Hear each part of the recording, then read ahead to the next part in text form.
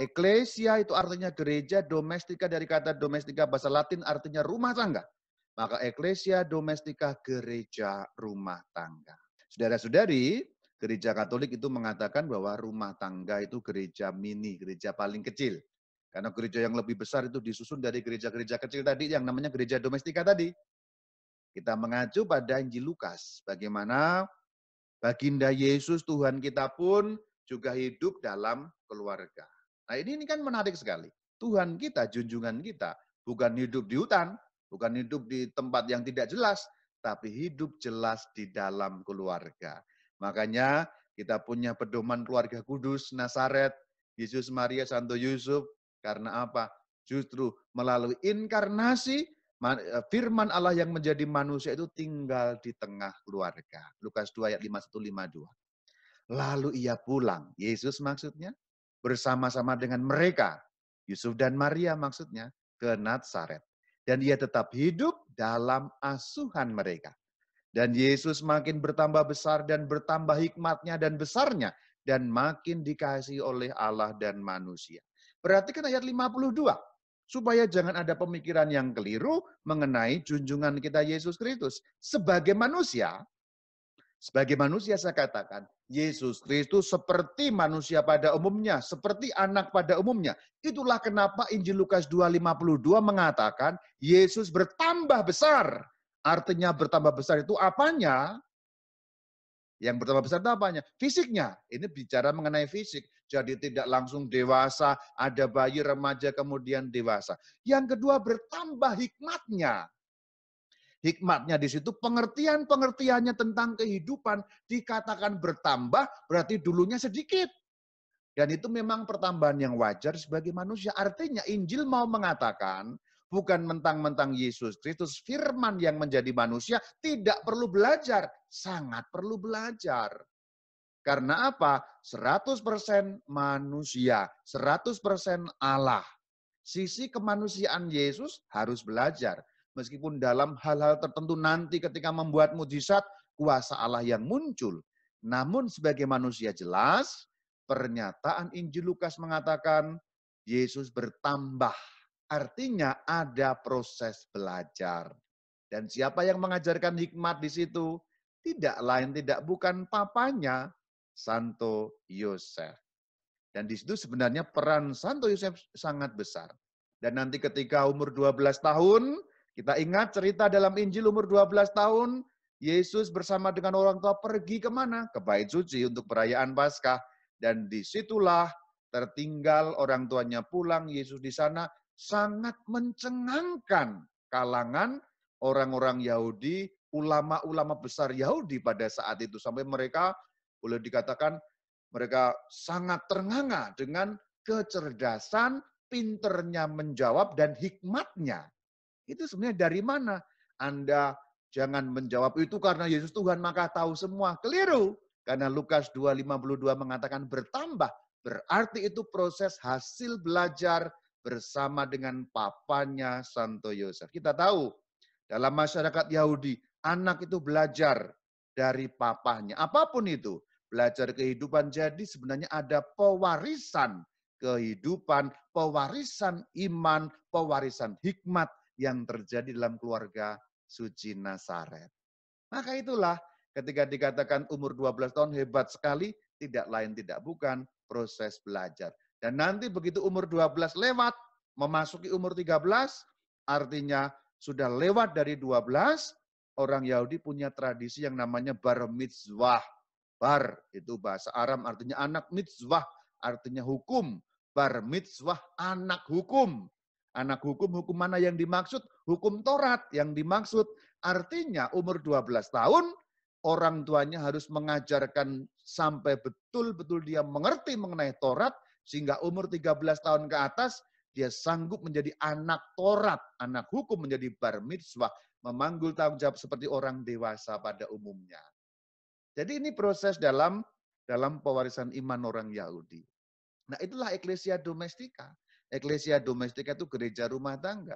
Gereja yang dimulai dari tempat yang sangat mini yaitu keluarga masing-masing, dan dalam keluarga itu anak bertambah hikmatnya, bertambah imannya, tidak hanya bertambah besarnya. Yesus bertambah besar, tapi hikmatnya juga takut akan Allahnya, dikasih Allah dan manusia. Nah, kemudian kalimat terakhir dikasih oleh Allah dan manusia, ini menunjukkan dua sisi tadi itu. Warisan-warisan harta benda itu dilambangkan dengan lambang manusia, Allah menggambarkan warisan-warisan rohani. Maka lengkap. Makin dikasih oleh Allah, rohaninya berkembang, imannya berkembang, dikasih oleh manusia karena menukangnya makin pinter. Gampangnya begitu, karena tukang kayu ya, konteksnya kan begitu. Malah saudara-saudari pada awal-awal kekristenan, ini sudah Yesus naik ke surga ceritanya, para rasul berkeliling kemana-mana, kemudian sudah ada uskup, sudah ada para presbiter, sudah ada diakon di samping para rasul. Nah, ini bicara mengenai uskup. Kata yang dicetak penilik jemaat, saya miringkan karena itu terjemahannya harus dijelaskan. Di dalam bahasa Yunaninya, kalau kita membaca 1 Timotius 3 ayat 1 yang saya kutip ini, berbunyi episkopos. Orang yang menghendaki jabatan episkopos, itu bahasa Yunaninya. Diterjemahkan penilik jemaat memang membingungkan, tapi sebenarnya kita tahu episkopos itu apa sih, Romo? Episkopos itu uskup. Dalam bahasa Yunani episkopos, Latin episkopus, episkop diserap melalui bahasa Arab sampai ke Indonesia jadi uskup. Episkopos, episkopus, episkop, uskup. Penilik jemaat itu uskup, maka nanti harus dibaca uskup. Orang yang menghendaki jabatan uskup menginginkan pekerjaan indah. Karena itu, uskup haruslah seorang yang tak bercacat, suami dari satu istri, dapat menahan diri, bijaksana sopan, suka memberi tumpangan, cakap mengajar orang. Katakan ya, dikatakan uskup harus hanya punya satu istri. Loh kok uskup punya istri, Romo? Ini konteks zaman para rasul.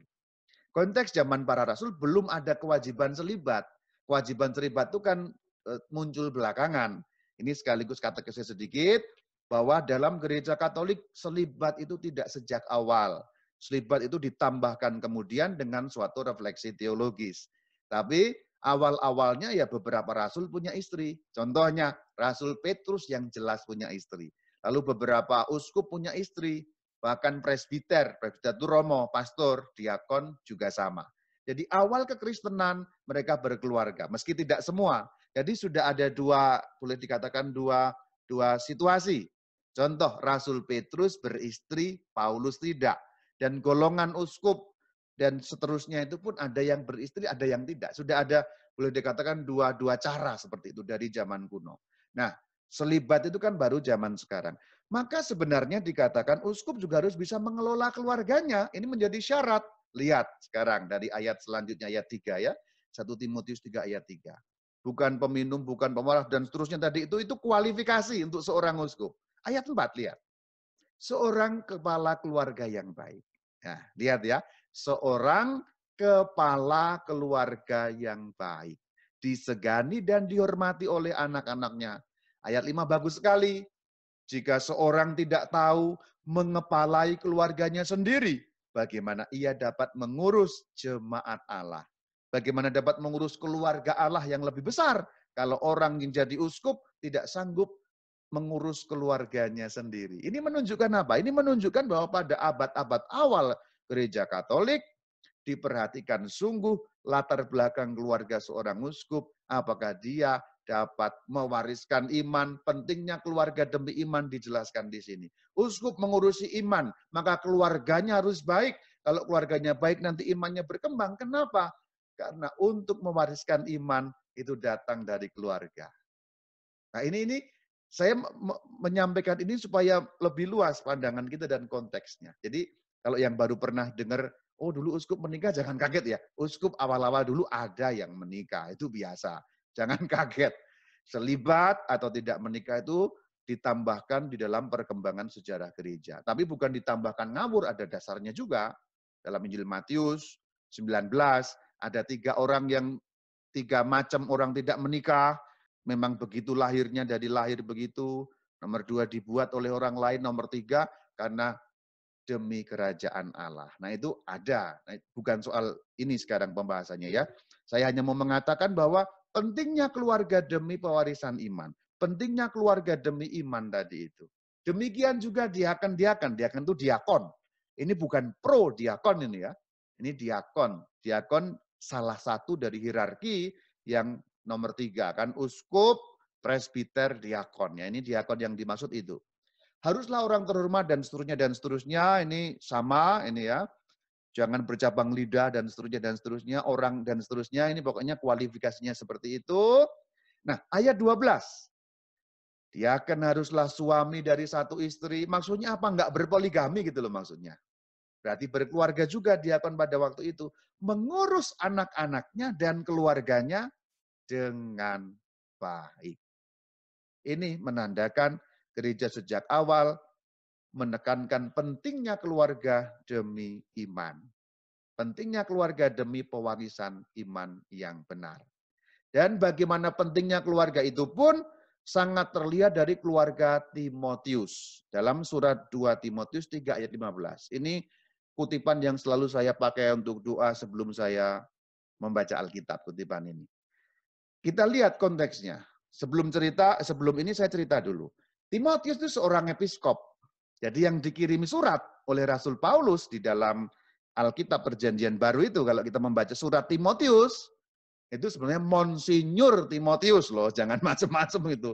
Jangan Timotimo aja, itu tuh orang terhormat dalam arti beliau seorang episkopos. Kita harus ingat konteksnya.